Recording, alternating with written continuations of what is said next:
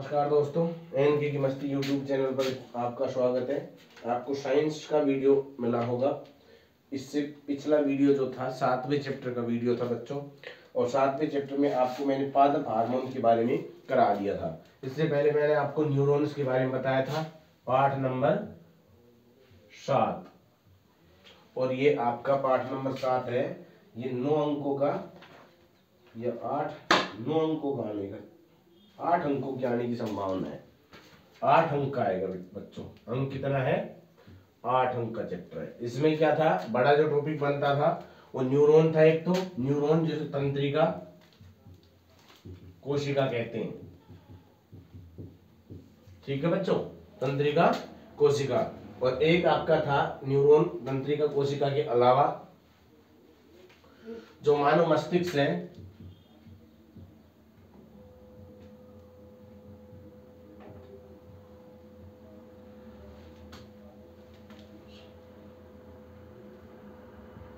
इसका वर्णन था, मानव मस्तिष्क का वर्णन था, इसके अलावा आपको ये बताया था कि न्यूरॉन तंत्रिका कोशिका का तो क्वेश्चन आता ही आता है बच्चों। इसका चित्र भी बनाना पूछ सकता है, इसका चित्र बनाओ। वो वाला चित्र था, इस प्रकार से मैंने आपको बना के दिखाया था, है ना, वो वाला लगभग ये आपका चित्र था। यहाँ केंद्रक पाया जाता है, यहाँ तंत्रिकाक्ष पाए जाते हैं, यहाँ अंतिम सिरा होता है, ठीक है बच्चों। ये था इस प्रकार से आपको मानव मस्तिष्क का मैंने पिछले वीडियो में बताया। इसके 3 भाग होते हैं, ये बता दिया था, प्रेमस्तिष्क, अनुमस्तिष्क और मेडुला ओब्लोंगेटा, ठीक है बच्चों। प्रेमस्तिष्क मैक्सिमम पार्ट होता है, अधिकतम भाग होता है, और जिसमें सोचने विचारने की क्षमता पाई जाती है। अनुमस्तिष्क कर्ण से जुड़ा होता है, मानव कर्ण से जुड़ा होता है। इसका जो है संबंध है सीधा शरीर का बैलेंस बनाए रखना, शरीर का संतुलन बनाए रखना। और जो मेडुला ओब्लोंगेटा है, मेडुला से जुड़ा होता है, ये हमारी तंत्रिका कोशिकाओं से आई गई सूचनाओं को द्रुत गति से मानव मस्तिष्क के प्रेमस्तिष्क भाग तक पहुंचाता है। इसमें पाई जाने वाली ग्रंथियों के बारे में मैंने वर्णन किया था आपको कि इसमें पाई जाने वाली ग्रंथि है, एक तो पीयूष ग्रंथि है जिसे मास्टर ग्रंथि कहते हैं। ये मैंने बताया मटर के दाने के समान होती है, गुलाबी रंग की होती है। इसका वर्णन मैंने आपको करवाया था। इसके बाद इससे जो निकलने वाला हार्मोन है वो पिट्यूटरी हार्मोन है। पिट्यूटरी हार्मोन निकलता है बच्चों। जो हमारी ये पीयूष ग्रंथि है, सभी ग्रंथियों का जो क्या करती है, कंट्रोल करती है, नियंत्रण करती है, इसलिए मास्टर ग्रंथि कहते हैं। इसको क्या कहते हैं? मास्टर ग्लैंड, मास्टर ग्रंथि, ठीक है बच्चों। इसके अलावा मैंने आपको ये लिखवाया था कि इसकी भी मास्टर ग्रंथि हाइपोथैलेमस है, इसका कंट्रोल करती है हाइपोथैलेमस, ये भी इसका नियंत्रण करती है, इसलिए इसे मास्टर ग्रंथि कहा जाता है। समझ गए? यहाँ तक तो मस्तिष्क का वर्णन था। इसके बाद पादप हार्मोन था। पादप हार्मोन क्या था? पादपों में जो हार्मोन्स पाए जाते हैं, जिब्रेलिन, साइटोसिन, ऑक्सीन, ये हार्मोन क्या करते हैं बच्चों? इसमें वृद्धि करते हैं, पादपों में वृद्धि के लिए सहायक होते हैं। और सबसे ज्यादा महत्वपूर्ण सहायक है ऑक्सीन है। साइटोसिन कोशिकाओं में विभाजन करता है, समसूत्री विभाजन, अर्धसूत्री विभाजन, आप 9वीं क्लास में पढ़ा होगा। इस प्रकार से ये विभाजित करके कोशिकाओं के विभाजन करने के बाद में ये जो है बनाते हैं, ठीक है। इसके अलावा हमारा आता है जंतु हार्मोन। अब क्या टॉपिक है हमारा? जंतु हार्मोन। जंतुओं में, जीव जंतुओं में, मनुष्यों में जो हार्मोन पाए जाते हैं उसके बारे में है, ठीक है बच्चों। ये आपको डायग्राम दे रखा है पेज नंबर 137 पर। इससे जो आपको हार्मोन्स आएंगे वो पता लग जाएगा। एक तो आपको तो थायराइड ग्रंथि है,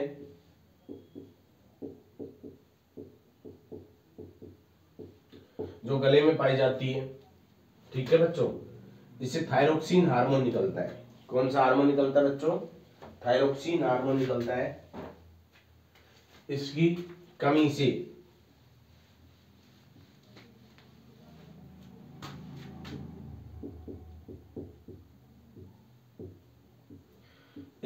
से मनुष्य का गला फूल जाता है, जिसे गलगंट रोग होता है, घेंघा।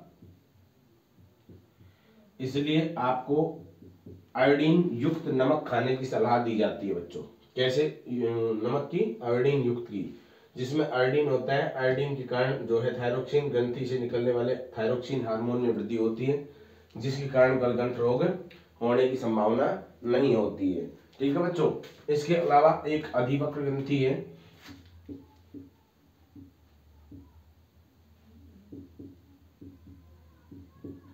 इससे जो हार्मोन निकलता है एड्रेलिन हार्मोन,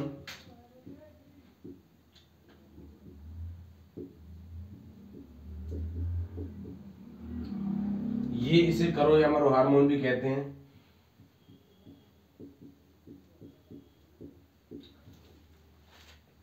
ये बेटा हमारी संकटकालीन परिस्थिति से रक्षा करता है, संकटकालीन परिस्थिति से सामना करने के लिए प्रेरित करता है। इसमें वृद्धि होने के साथ ही हमारी जो बीपी है, ब्लड प्रेशर है, वो बढ़ जाता है ना।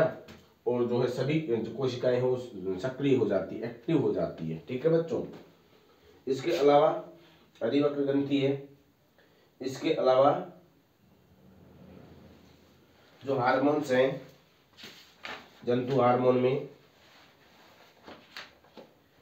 इंसुलिन हार्मोन है,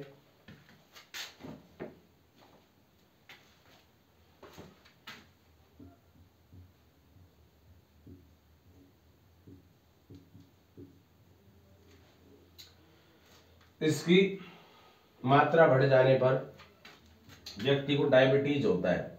क्या होता है? शुगर रोग हो जाता है, डायबिटीज। डायबिटीज क्वेश्चन कैसे बन सकता है? डायबिटीज के रोगी को इंसुलिन के इंजेक्शन दिए जाते हैं, क्यों? उत्तर क्या लिखोगी इसका? डायबिटीज के रोगी को इंसुलिन के इंजेक्शन दिए जाते हैं, क्यों? रक्त में जो ब्लड है हमारा, उसमें शर्करा की मात्रा को, शर्करा मतलब शुगर, इंपॉर्टेंट है बच्चों ये, रक्त की मात्रा में शर्करा को नियंत्रित करने के लिए व्यक्ति को कौन सा जो इंजेक्शन दिया जाता है? ये इंसुलिन के इंजेक्शन दिया जाता है डायबिटीज के रोगी को, क्योंकि उसके रक्त में शर्करा की मात्रा बढ़ जाती है और इसको कंट्रोल करने के लिए हमें किसका जो है इंजेक्शन दिए जाते हैं? इंसुलिन के इंजेक्शन दिए जाते हैं। ठीक है बच्चों। वीडियो पसंद आ रहा है तो वीडियो को लाइक कीजिए, चैनल पर नए हो तो सब्सक्राइब कीजिए और अपने दोस्तों के साथ शेयर करते रहिए। तो ये इंसुलिन हार्मोन है बेटा, इसकी अधिकता से क्या होता है? जो है शुगर हो जाती है, व्यक्ति को डायबिटीज हो जाती है, तो इससे पीड़ित व्यक्ति को इंसुलिन के हार्मोन दिए जाते हैं ताकि शुगर या शुगर से बनी सामग्री को बंद किया जाता है। रक्त में शर्करा के नियंत्रण को काम करता है। रक्त शब्द आया है, यहाँ रक्त देखिए, जो रुधिर है उसे हम रक्त या खून कहते हैं। इसके ग्रुप है, उसकी खोज सर्वप्रथम कार्ल, लिख लीजिए इसको। सर्वप्रथम जो ब्लड ग्रुप है बच्चों, ब्लड एक प्रकार का तरल संयोजी ऊतक है। कैसा है बच्चों? तरल संयोजी ऊतक है।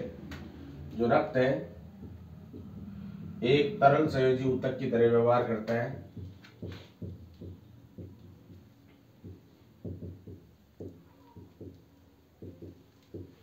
ठीक है बच्चों। और ब्लड के जो पार्ट्स हैं, ब्लड के जो ग्रुप हैं, उसकी खोज सर्वप्रथम कार्ल लैंडस्टीनर ने 1901 ईस्वी में की थी। कब की थी बच्चों? कार्ल लैंडस्टीनर ने 1901 ईस्वी में की थी। जो इसने ब्लड ग्रुप बताए थे, वो पहले तो 3 ब्लड ग्रुप बताए थे, इसके बाद में चौथा हो रहे हैं, ए ब्लड ग्रुप, बी, सी और डी। जो ब्लड के पार्ट्स हैं, ग्रुप ए, बी, ओ और ए बी, सी डी नहीं बच्चों, सॉरी, ए, बी, ओ और ए बी। जो ए ब्लड ग्रुप का व्यक्ति है, ए को ही दे सकता है और ए का ही ब्लड ग्रुप ले सकता है बच्चों। ठीक है। बी ब्लड ग्रुप का है, बी को ही दे सकता है और बी को ही ले सकता है। ओ ब्लड ग्रुप है, वो दे तो सब ले तो सबका ये आपका सर्वदाता है, सर्वदाता सभी को ब्लड दे सकता है, लेकिन ले सिर्फ ओ का ही सकता है, समझ गए। इसलिए इसको क्या कहते हैं, यूनिवर्सल डोनेटर, सर्वदाता। ए बी है ब्लड ग्रुप, वो ए बी का ही ब्लड ग्रुप जो है ले सकता है, सर्वग्राही है, सभी का ब्लड ग्रुप ले सकता है, लेकिन दे सिर्फ ए बी को ही सकता है। ठीक है बच्चों, ए बी ब्लड ग्रुप। तो ब्लड ग्रुप कितने होते हैं अपने, 4 होते हैं। इसके अलावा जो ब्लड में पाए जाने वाली कणिकाएं हैं वो 3 है, नंबर 1, 2 और 3। नंबर 1 है लाल रुधिर कणिकाएं, लाल रुधिर कणिकाएं जिसको अपन आरबीसी बोलते हैं, रेड ब्लड सेल्स। एक है डब्ल्यूबीसी, दूसरे नंबर की श्वेत रुधिर कणिकाएं। ठीक है बच्चों। इसके अलावा जो अपनी चौथी है, तीसरी, वो बिंबाणु है जिसको प्लेटलेट्स बोलते हैं। इनका जीवन काल 2 से 3 दिन होता है, इसलिए इसमें कमी हो जाने पर आपको कीवी वगैरह की खाने की सलाह दी जाती है, क्योंकि इसमें जो है बहुत जल्दी वृद्धि हो सकती है। ये हमारे लाखों की संख्या में होती है ब्लड में। लाल रुधिर कणिकाएं हैं, इनका जीवन काल 120 दिन होता है। 120 दिन बाद दूसरी कोशिकाएं बन जाती है, समझ गए बच्चों। तो इस प्रकार से ये हमारे ब्लड का वर्णन था कि इसके 4 तो हमारे ग्रुप होते हैं। ब्लड के कितने ग्रुप होते हैं बच्चों, 4 ग्रुप होते हैं। और जो ब्लड सेल्स हैं इसमें कोशिकाएं पाई जाती है, वो लाल रुधिर कणिकाएं पाई जाती है, श्वेत रुधिर कणिकाएं पाई जाती है, डब्ल्यूबीसी। इसका मुख्य कार्य शरीर को प्रतिरक्षी तंत्र मजबूत करना, ये इसका मुख्य कार्य होता है बच्चों। इसके अलावा जो मनुष्य में निकलने वाले हार्मोन है वो नर हार्मोन है टेस्टोस्टेरोन, और मादा हार्मोन है एस्ट्रोन।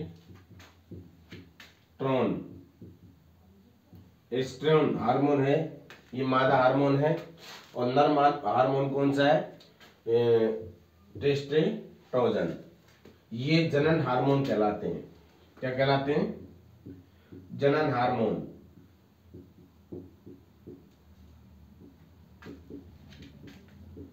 ठीक है बच्चों। इसके अलावा अपना आता है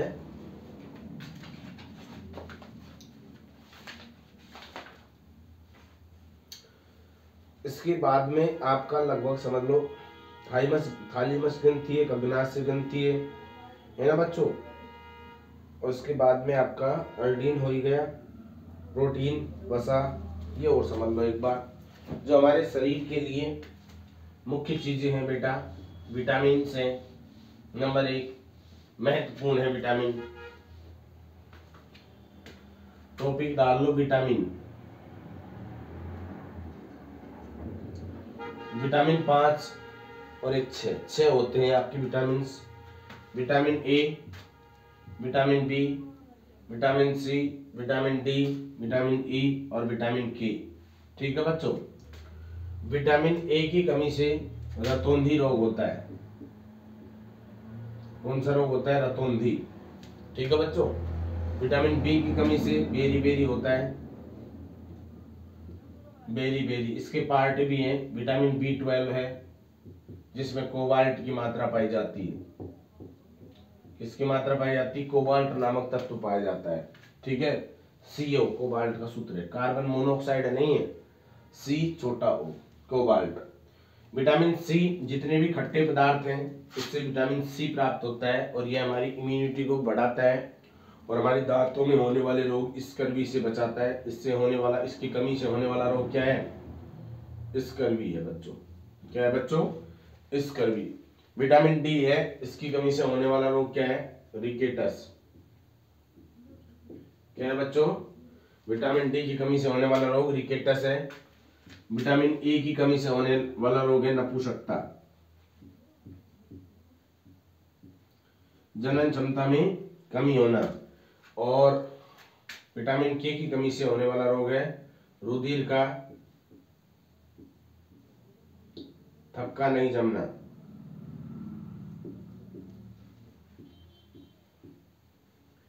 रुधिर लेनता, जो रुधिर है अगर कहीं से कट हो जाता है तो ब्लड है निकलता रहता है, निकलता रहता है, निकलता ही रहता है, तो थक्का नहीं बना पाती, क्लोटिंग नहीं हो पाती ब्लड की विटामिन के की कमी से। ठीक है बच्चों, तो विटामिन से इसके प्रकार मैंने बताया कितने प्रकार होते हैं, 6 प्रकार होते हैं। विटामिन ए की कमी से रतौंधी रोग होता है जो कि आंख से संबंधित है। अंधेरे में व्यक्ति को कम दिखाई देने लग जाता है या बिल्कुल ही दिखाई नहीं देता है, थोड़ा थोड़ा अंधेरा होने के बाद भी शाम के समय व्यक्ति नहीं देख पाएगा।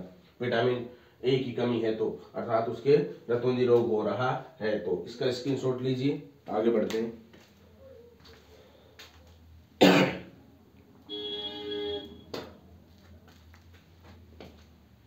विटामिन बी मैंने समझाया बच्चों, बेल रोग होता है। विटामिन सी से स्कर्वी होता है, दांत मसूड़ों से संबंधित है। रिकेटस है, इसमें हड्डियां कमजोर हो जाती है, बच्चों में होता है ज्यादातर। और ई की कमी से नपुंसकता होती है, और के की कमी से आपका रुधिर में थक्का नहीं जमना, ये होता है। इसके अलावा जो हमारे शरीर में जो पोषण पदार्थ हैं, जो खाने योग्य पदार्थ हैं, किस किस पदार्थों से हमें एनर्जी मिलती है, ऊर्जा किस किस पदार्थों से मिलती है, संतुलित भोजन में क्या क्या अवयव होना चाहिए, इससे संबंधित है। नंबर 1 है कार्बोहाइड्रेट। क्या बच्चों? कार्बोहाइड्रेट। 1 मिनट रुकिए। कार्बोहाइड्रेट ये मुख्यतः गेहूं, चावल और मक्के इत्यादि सभी पदार्थों में पाई जाती है। लगभग ये आपके केले में बहुत ज्यादा प्रचुर मात्रा में कार्बोहाइड्रेट होता है। नंबर 2 है आपका वसा। वसा है जितने भी चिकने पदार्थ हैं, तेल, घी, है ना, इनमें आपके मक्खन, इसमें वसा की मात्रा प्रचुर मात्रा में होती है। ठीक है बच्चों, दूध में भी वसा पाया जाता है। इसके बाद में नंबर 3 है आपका विटामिन। विभिन्न प्रकार के आपको खाद्य पदार्थों से, फलों से, इससे प्राप्त होती है। विटामिन के बारे में मैंने वर्णन किया। नंबर 4 खनिज लवण। खनिज लवण में आपका जितने भी मसाले हैं उनमें खनिज लवण पाया जाता है, जैसे सोडियम क्लोराइड है, NaCl है, KCl है, ये हमारे लिए उपयोगी है। ठीक है बच्चों, इसके बाद आपका आता है कार्बोहाइड्रेट हो गया, वसा हो गया, विटामिन हो गया, खनिज लवण हो गया। इसके अलावा रेशे, फाइबर्स, ये भी हमारे खानों में होना चाहिए। पत्ता गोभी है ना, कटहल है, इसमें प्रचुर मात्रा में रेशे पाए जाते हैं। ये हमारे शरीर में वृद्धि के लिए उत्तरदायित्व होते हैं। ठीक है बच्चों, इसके अलावा का जल हमारे शरीर में अनिवार्य रूप से होना चाहिए। ठीक है बच्चों, तो इस प्रकार से हमारे जो है संतुलित आहार है, संतुलित भोजन है, उसमें ये अवयव आपके अनिवार्य रूप से होने चाहिए। ठीक है बच्चों, इसके अलावा आता है जलानुवर्तन और प्रकाशानुवर्तन। जलानुवर्तन और प्रकाशानुवर्तन किसे कहते हैं बच्चों? और गुरुत्वानुवर्तन। तो देखो ये चित्र आपको दिखा रखा है, इसमें गुरुत्वानुवर्तन का चित्र है। अगर कोई पौधा है वो गिर जाता है तो आप उसका एक सिरा इधर चला जाता है, जो आपकी जो ये जड़ें हैं इसके विपरीत दिशा में गति करने लगती है, इसको गुरुत्वानुवर्तन कहते हैं। ठीक है बच्चों, जलानुवर्तन, जल के कारण होने वाली गति को जलानुवर्तन कहते हैं। प्रकाश में के कारण होने वाली गति को प्रकाशानुवर्तन कहते हैं। जैसे सूरजमुखी का पौधा है, वो प्रकाश सूर्य की तरफ मुंह हो जाता है उसका। ठीक है बच्चों, इसके अलावा आपका पॉइंट आता है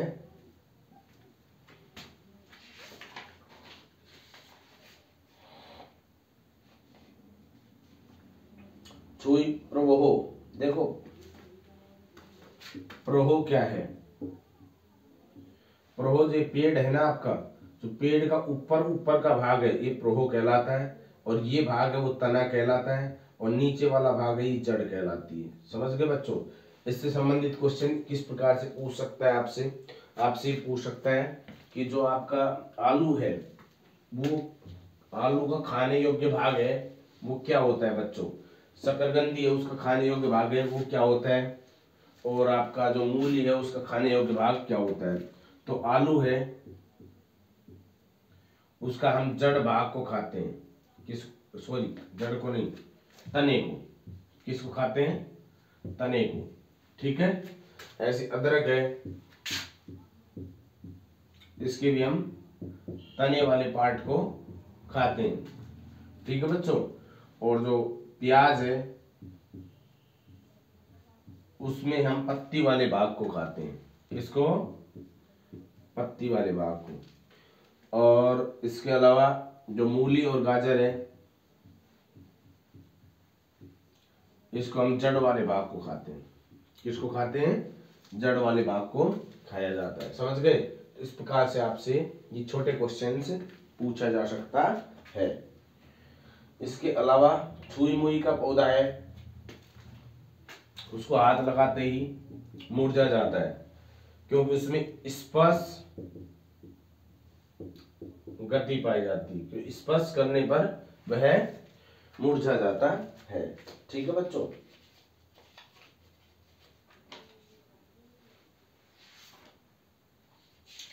इसमें तो महत्वपूर्ण क्वेश्चन तो यही बनता है, बड़ा क्वेश्चन तो, कि मानव मस्तिष्क का सचित्र वर्णन करो, या मानव तंत्रिका तंत्र का सचित्र वर्णन करो, और यह किस प्रकार से कार्य करता है। यदि कोई प्रतिवर्ती चाप के बारे में पूछ सकता है, यदि कोई गर्म वस्तु है या कील है नकुली, उसके हाथ लगाते हैं तो हमारा हाथ तुरंत वहां से हटा लिया जाता है, इसका वर्णन आपसे करवा सकता है। मानव मस्तिष्क का वर्णन आपसे करवा सकता है। ठीक है। और एक इसमें ये होता है परासरण और विसरण, इसमें अंतर समझ लो। विसरण किसी चीज का फैलना विसरण होता है। ठीक है। परासरण में भी फैलता तो है लेकिन इसका उल्टा संभव है। जैसे अपन अगरबत्ती है, अगरबत्ती को कमरे में लगा दिया जाता है, अगरबत्ती की गंध संपूर्ण कमरे में फैल जाती है। इस घटना को क्या कहा जाता है, विसरण कहा जाता है। परासरण, यदि हम चने को लेते हैं तो चना को भिगोते हैं या किशमिश को भिगोते हैं तो वो फूल जाती है, उसका आकार बढ़ जाता है। इस घटना को क्या कहते हैं, परासरण कहते हैं। परासरण के लिए कौन जिम्मेदार होता है, इसमें अर्धपारगम्य झिल्ली पाई जाती है, अर्धपारगम्य झिल्ली पाई जाती है, उसके कारण इसका आकार बढ़ता है। ठीक है बच्चों। इसके अलावा परासरण का उल्टा संभव है लेकिन विसरण का उल्टा संभव नहीं है। विसरण है आपका, एक बार अगरबत्ती की गंध या सेंट की गंध संपूर्ण कमरे में फैल जाती है तो उस गंध को वापस इस शीशी में पैक नहीं किया जा सकता है। जबकि परासरण का उल्टा संभव है, जैसे मान लो चने को फूल गए या किशमिश से फूल गई तो इसको सुखा करके वापस पहले जैसे आकार में आ सकता है। इसे, इस घटना को क्या कहा जाता है बच्चों, परासरण कहा जाता है। समझ में आ गया, कोई दिक्कत नहीं है। इसके बाद अपना आता है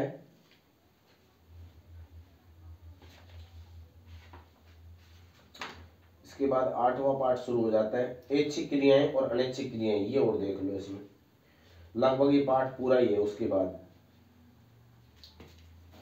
ठीक है बच्चों। एक तो आता है आपकी ऐच्छिक क्रियाएं,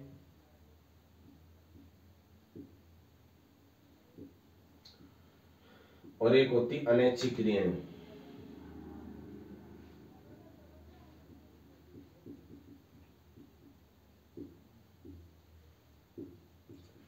ऐसी क्रियाएं जिन पर हमारा नियंत्रण होता है उसे ऐच्छिक क्रियाएं कहते हैं। ऐसी क्रियाएं जिनका हमारे ऊपर नियंत्रण नहीं होता उन्हें अनैच्छिक क्रियाएं कहते हैं।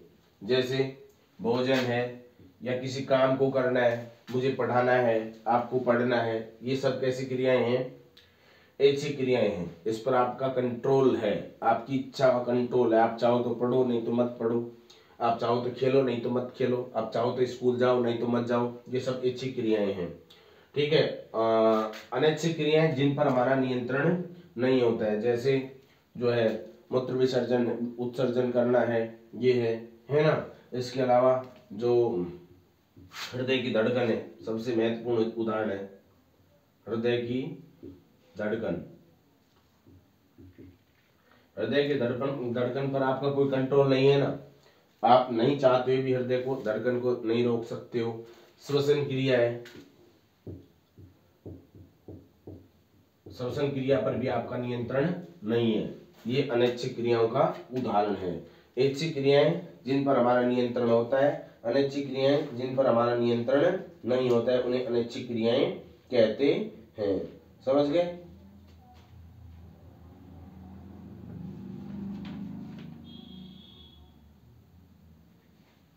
क्वेश्चन है, हमें आयोडीन युक्त नमक खाने की सलाह दी जाती है, क्यों? तो बच्चों आयोडीन युक्त नमक खाने से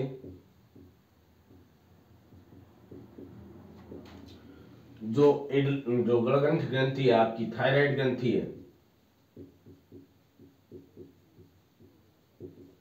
उससे निकलने वाला थायरोक्सिन हार्मोन है, वो उसकी मात्रा बढ़ जाती है, जिससे गलगंठ या घी का रोग नहीं होता है। ठीक है बच्चों, इसके अलावा इसमें एक दो क्वेश्चन और बनेंगे, तो आप इस चैप्टर को पढ़ लेना, इसमें ज्यादा कुछ बचा नहीं है। देखो एक बार रिवीजन करवा देता हूँ, क्विक रिवीजन इस पार्ट का। नियंत्रण और समन्वय में सबसे महत्वपूर्ण है आपका तंत्रिका कोशिका। तंत्रिका कोशिका का सचित्र वर्णन कीजिए, अति इंपोर्टेंट है बच्चों, चित्र आपका छपेगा ही छपेगा। ये वाला इस प्रकार का जो चित्र था ना, मैंने सबसे पहले करवाया था, ये चित्र आपका आने की पूरी संभावना है। तंत्रिका कोशिका का नामांकित चित्र बनाइए, या तो तंत्रिका कोशिका का चित्र बनाते हुए इसको वर्णन कीजिए। ठीक है बच्चों, इसके अलावा दूसरा क्वेश्चन क्या बन सकता है, जो तंत्रिका कोशिका द्वारा होने वाली क्रियाएं हैं, जिसको प्रतिवृत्ति चाप या प्रतिवृत्ति क्रिया कहते हैं, इसका वर्णन आपको करवा सकता है। इसमें आप लिख देना, यदि किसी गर्म वस्तु को हम स्पर्श करते हैं तो इस हमारी तंत्रिका कोशिकाएं सक्रिय होकर के इन सूचनाओं को मेरुरज्जु तक पहुंचाती है। मेरुरज्जु इसकी सूचना मेडुला ऑब्लोगेटा को देता है, और मेडुला ऑब्लोगेटा इसकी सूचना किसको देता है, प्रमस्तिष्क को देता है। प्रमस्तिष्क हाथ को आदेश देता है कि यहाँ से इस हाथ को हटा लिया जाए। यह पूरी क्रियाएं बहुत तीव्र गति से संपन्न होती है, विद्युत आवेग के द्वारा। जिस प्रकार से विद्युत आवेग जाते हैं उतनी तीव्र गति से है संपन्न होती है। इसके अलावा मानव मस्तिष्क का सचित्र वर्णन कीजिए, अति महत्वपूर्ण क्वेश्चन बनता है ये भी। और इसके अलावा आपका जो मैंने बताया जो क्वेश्चन क्या था, ऐच्छिक क्रियाओं और अनैच्छिक क्रियाओं का में अंतर स्पष्ट कीजिए, है ना।